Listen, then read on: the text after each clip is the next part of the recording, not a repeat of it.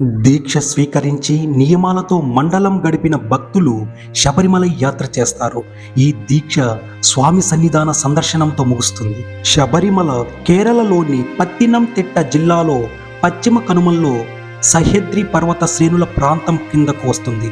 గుడి సముద్ర మట్టం నుంచి సుమారు 3000 అడుగుల ఎత్తులో దట్టమైన అడవులు 12 కొండల మధ్య కేంద్రీకృతమై ఉంటుంది.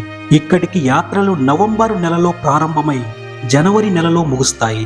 ఈ యాత్రలో ప్రధాన ఘట్టాలు జనవరి 14వ రోజును ఆలయంలో మకర జ్యోతి దర్శనమిస్తుంది. మిగతా అన్ని రోజుల్లోనూ గుడిని మూసే ఉంచుతారు. కానీ ప్రతి మలయాళ నెలలో 5 రోజుల పాటు తెరిచే ఉంచుతారు. శబరిమల యాత్ర ఎరిమేలితో మొదలవుతుంది. ఎరిమేలిలో వావర స్వామిని భక్తులు దర్శించుకుంటారు. అయ్యప్ప పులిపాల కోసం అడవికి వెళ్ళినప్పుడు ఆయనని అడ్డగించిన ఒక దొంగ అనంతరం స్వామి సన్నిహిత భక్తునిగా మారాడు. అతడే వావర స్వామి. నన్ను దర్శించుకోవాలని వచ్చిన భక్తులు ముందుగా నిన్ను దర్శించుకుంటారు అని అయ్యప్ప వావరకు వరమిచ్చాడట. ఈ వావర స్వామి ఒక ముస్లిం కులస్తుడు. ఈ వావర స్వామి ఇక్కడ కొలువున్నది కూడా ఒక మసీదులోనే.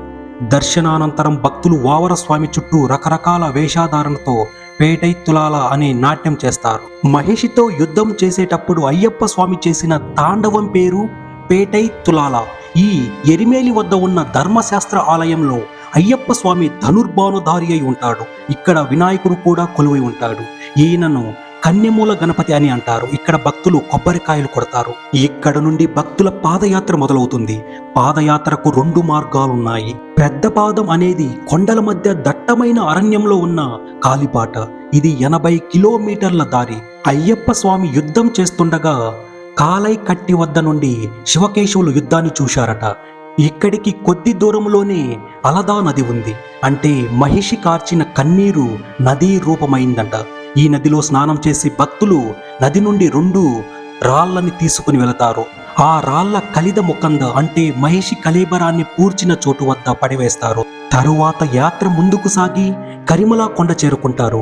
కరిమలా కొండ ఎక్కడము చాలా కఠినముగా ఉంటుందని భక్తులు చెబుతుంటారు. కరిమలా కొండ చేరుకునేందుకు ఎంత కష్టముగా ఉంటుందో ఎటవేలుగా ఉన్న కొండపై నుంచి కిందకు దిగుతుండగా కాలు వణుకుతుంటాయని, ఎక్కడ లోయలో పడిపోతామని కూడా భయపడకుండా స్వామియే శరణమయ్యప్ప అంటూ వేడుకుంటే సాక్షాత్తు జ్యోతి స్వరూపుడు హరిహరపుత్రుడైన ఆ అయ్యప్ప స్వామి పాదయాత్రలో దీక్ష తీసుకున్న స్వాముల రూపంలో వచ్చి భక్తులను సన్నిధానం వరకు తీసుకెళ్లి దర్శనం ఇవ్వడంతో పాటు వారి కోరికలను కూడా తీరుస్తాడని వేద పండితులు అంటారు. పెరియానపట్టం, చెరియానపట్టం అనే స్థలాల గుండా పంబా నది చేరుకొని పంబలో స్నానం చేసిన తరువాత భక్తులు పెద్ద పాదంలో పడిన కష్టాలను మరిచిపోవడంతో పాటు కొత్త ఉత్సాహంతో సన్నిధానానికి బయలుదేరుతారు. అక్కడే పంబా అనే గ్రామం కూడా ఉంది. ఇక్కడ నుండి స్వామి సన్నిధానానికి 7 కిలోమీటర్ల దూరం. చిన్నపాదం మార్గంలో బస్సులు కూడా తిరుగుతాయి. బస్సులపై పంబా నది వరకు చేరుకోవచ్చు. చివరి 4 కిలోమీటర్ల మాత్రం కాలినడక వెళ్ళాలి. భక్తులు పంబా నదిలో స్నానం చేసి ఇరుముడిని తలపై పెట్టుకుని అయ్యప్ప శరణు ఘోషతో నీలిమలై అనే కొండ మార్గం ద్వారా ప్రయాణిస్తారు. కన్యస్వాములు తమతో తెచ్చిన ఒక బాణాన్ని దారిలో శరంగుత్తి అనే చోట ఉంచుతారు. ఇక్కడి నుండి అయ్యప్ప సన్నిధానానికి 1 కిలోమీటర్ దూరం ఉంటుంది. సన్నిధానం వద్ద ఉన్న 18 మెట్లను పదునెట్టాంబడి అంటారు. 41 రోజులు దీక్ష తీసుకుని ఇరుముడి ధరించిన వారు మాత్రమే ఈ మెట్లు ఎక్కేందుకు అర్హత కలిగి ఉంటారని కథనం. ఒక్కో మెట్టుకు ఒక్కో అధిష్టాన దేవత ఉంటుంది. సన్నిధానానికి 18 మెట్లకు నమస్కరిస్తూ స్తోత్రాలు పఠిస్తూ మెట్లను ఎక్కుతారు. ఒకవేళ 41 రోజులు దీక్ష చేయకుండా పదునెట్టాంబడి ఎక్కినచో ఆయా భక్తుల కోరికలు తీరవని వేద పండితులు అంటారు. ఈ ఆలయంలో స్వామి కొలువైన సందర్భంగా 18 వాయిద్యాలను మ్రోగించారట. సన్నిధానంలో పానవట్టం పైన అయ్యప్ప కూర్చుని ఉన్న భంగిమలో దర్శనమిస్తాడు. ఆయనకు వాహనంగా ఉన్న పులి ఎక్కడ ఉన్నప్పటికీ తన యజమానిని గుర్తించడానికి వీలుగా మణికంఠ హారాన్ని నిత్యం ధరిస్తూ ఉంటాడని, అందుచేత మణికంఠ అని కూడా భక్తులు పిలుస్తారని కొందరు అభిప్రాయం. బాల్యంలోనే మహాజ్ఞాన సంపన్నుడై సకల దేవతల అంశాలని తనలో ఇముడ్చుకున్నాడు.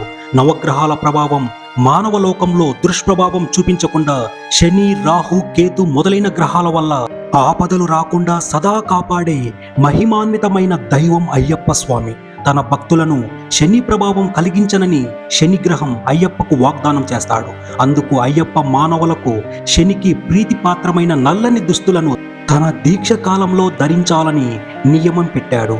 దీక్షా సమయంలో ఒకసారి నల్లని దుస్తులను ధరించిన వారికి జీవితాంతం శని ప్రభావం ఉండదని అయ్యప్ప భక్తులకు నమ్మకం.